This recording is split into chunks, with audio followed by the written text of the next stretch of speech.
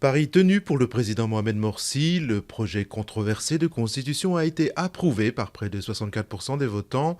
Une victoire en demi-teinte, le pays reste en proie de graves difficultés économiques ainsi qu'à un regain de mobilisation de l'opposition. Premier test dans 2 mois avec les élections législatives. La Syrie toujours dans l'impasse. L'émissaire international Akhdar Brahimi peine à obtenir un accord sur un plan de sortie de crise. Le diplomate algérien est d'ailleurs attendu à Moscou samedi.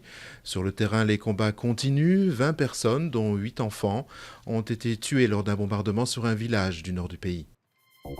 Depuis mercredi, 400 000 foyers modestes supplémentaires peuvent bénéficier des tarifs sociaux de l'électricité et du gaz.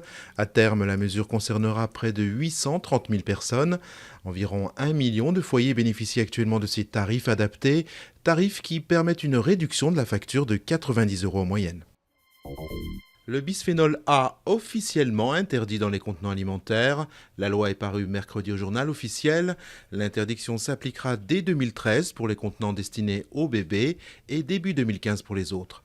Le bisphénol A, composant chimique très répandu, a été reconnu comme perturbateur endocrinien, cancérigène et neurotoxique par de nombreuses études.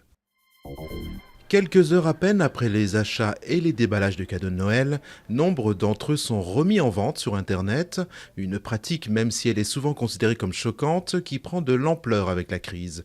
La plupart des grands sites de commerce en ligne enregistrent un doublement en moyenne des mises en vente. Au hit parade des objets proposés sur la toile, les jeux vidéo, les livres et les DVD.